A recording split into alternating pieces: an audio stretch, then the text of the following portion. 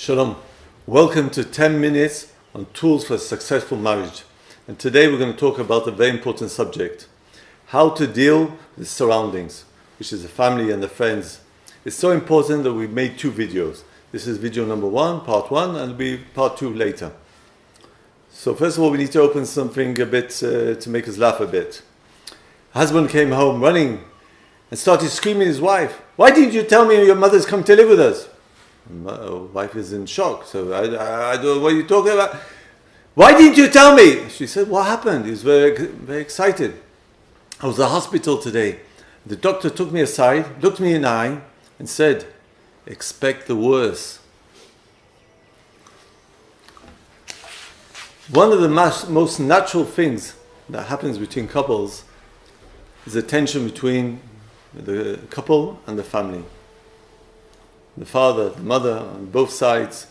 It's natural and usually disappears. I will open and say that if it's something that goes on for a long time, it becomes very excited and shouting and screaming between the sides, this is a good time to go to a marriage counselor. But 90%, 80%, there's no such problem. So what we're going to talk about today, it's written in the Torah, Al ken yazov ish et aviv et imo v'dabak b'ishto, Genesis, Bereshit. Therefore, a man should leave his wife, leave his father and mother, and cleave to his wife. Translation. Meaning, we have two parts. To leave his father and mother. Part 2, and cleave to his wife. There are two steps in building a house. Leaving, the children must leave the house to build a new one. And cleave, to join between the husband and wife. Part 1 is talking about leaving. We can only build a house, a physical or emotional house, by we leave. Now I want to tell the difference between disconnecting and leaving. When you disconnect, it's not leaving. Ibn Shoshan dictionary, leave, put it out of his hand, leave it in a place and go away from it. Interesting. Not disconnecting. But in the Torah it's written also a different translation to leave, which is to help, which is exactly opposite. In Exodus 23, Pasuk 5, if you see the enemy donkey lying under his burden, would you refrain from helping him? You should surely help along with him. Leave azov ta'azov imo. Translation, that you're meant to help him. Even if it's written in Hebrew, to leave. So in summary, to leave is to be away, but also to help. So we have a balance between far and near, which exactly demonstrates the relationship we need to build with our parents, close and far. Now, to build that balance, we need another joke. The husband came home and said, "Where's the book? I've been looking for my book for 1 hour already. How to live into 120. The wife said, "I burnt it." She said, "Why? Why did you burn it?" "Your mother wanted to read it." Rule number 1, changing the role. When you get married, there's a role changing. And this comes in the hat. In the beginning, you're a child. And then all of a sudden, you become a husband. You have a different role. You have a different... it's a different situation. You're mother and father.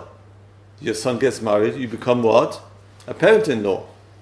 You now have a different role. You have a different hat. And if you have a different hat, you need to react differently. So what's the problem, Moshe? The problem is that there can be a conflict between the old role and the new role.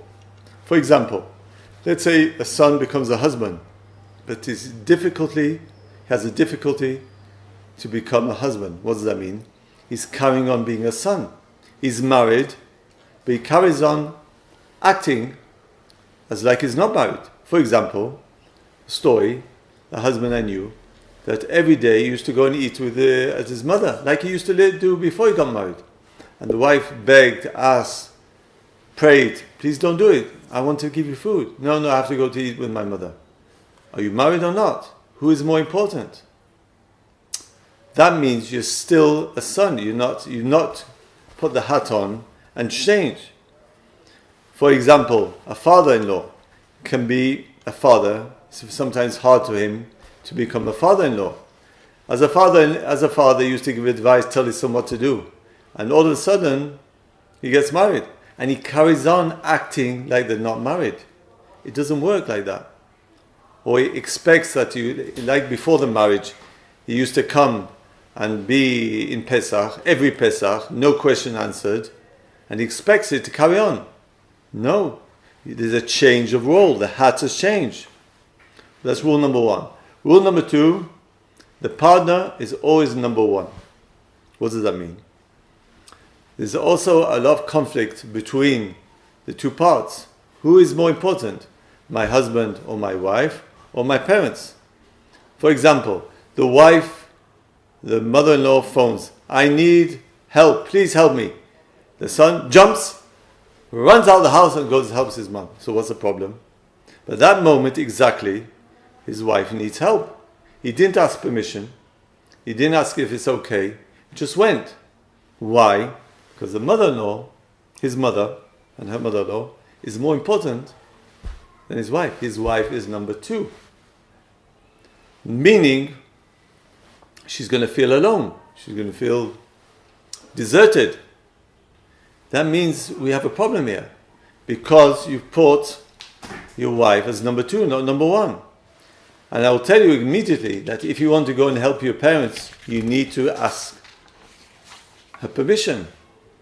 And to say, you're more important than my parents. Otherwise, she'll feel not loved. And any husband or wife that treats the other side as number two, very, very, very, very dangerous. Also, dear parents, don't put your child to the loyalty test. Don't say, if you love me, you'll come and help me. If you love me, you'll come for Shabbat. If you love me, you'll come to visit me. Don't do that. You're going to lose. Very, very dangerous. Rule number 3, building independence. Best not to live in the same house with your parents. Sometimes the parents have a house and they have a separate room or separate flat next to them. We want to let you stay there. It's great. What's the problem? Be careful. Very, very careful. This invites intervention, interference, arguments, and also you're going to feel again number 2. Be careful. I want to tell you a couple which I really appreciate. The parents, that they went to live with the wife's parents in a flat, door to door. And what was special is that the parents, that they want to bring them something to eat. They phone them and ask, can we go over? They asked permission before they're over. They didn't go in and say, hello, shalom, we're here, and through the door. No, Rega, stop. Be careful. It's not your house. Now you can live next to each other. Not many parents can make that change, can be aware of the boundaries of the couple. Therefore, you have to be very, very, very careful if you're living close to the parents. Also, we don't like long-term help because you become dependent on the family. And then sometimes they can give terms and it invites them to intervene, to make intervention and say, hey, this bothers me. Why? Because you're taking from them money, or they're helping you. I'm not saying every time, but there's a potential that it can happen. So be careful and you need to build independency. You can be close with boundaries. Rule number 4. It's a strange rule, very important. It's written, therefore shall a man leave his father and his mother. In the Torah it's written. What about the wife and what about the parents? It's not, we're talking about the man. Sages learn from that the wife never leaves the parents. And the parents never leave their children.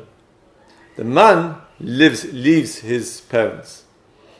So what does that mean? That means, dear husband, now I'm talking to the husband, be aware it's very, very, very, very hard for your wife to be far away from her parents. Women mostly, I'm not saying 100%, a very, very high percent, are connected on a daily basis, need to talk, to visit. It's part of their lives. Do not try to cut, disconnect, and boycott their parents. Dangerous, it won't work. Don't do that. Dear husband, be patient. she'll be 100% dependent on them. It will go down to 20-30%. When will it happen? It takes time. Changes from person to person. Usually the children, when they come and the family becomes bigger and bigger, the wife itself will say, I want to stay home. I don't want to go to my parents. And once she gets to build her own circle, a social circle around her, she will be less dependent on her parents and the people there. It's a process. You need to be patient. Also, the parents, when they become from a parents to parents-in-law, they lose a connection, and sometimes they feel unwanted, that the children don't love them anymore, and they feel sometimes deserted. So what we need to do, and this is a great tip, is we need to compensate them. By phoning them every day, how are you, and saying, I miss you, I love you, and go and visit them, invite them to a visit, all the time to be a connection, not to separate yourself from them. Their frustration will go bigger and bigger and something bad will happen. You need to compensate them.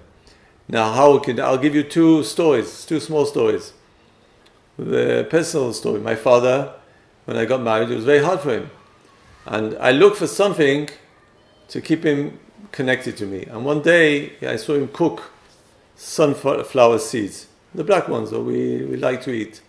And it came out very tasty. I said, Father, wow, can you cook that for me, for the family? He said, yes. I gave him a roll, and he became a father again.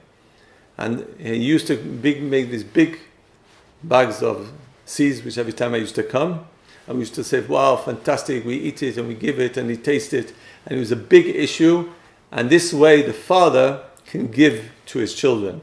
Because a lot of times when they get married, all of a sudden he can't help them because they're independent. Another story is, my rabbi once asked from his father to help him put a tie. Now my rabbi wasn't born with a tie, but he wears it 24 hours a day. He knows how to make a tie.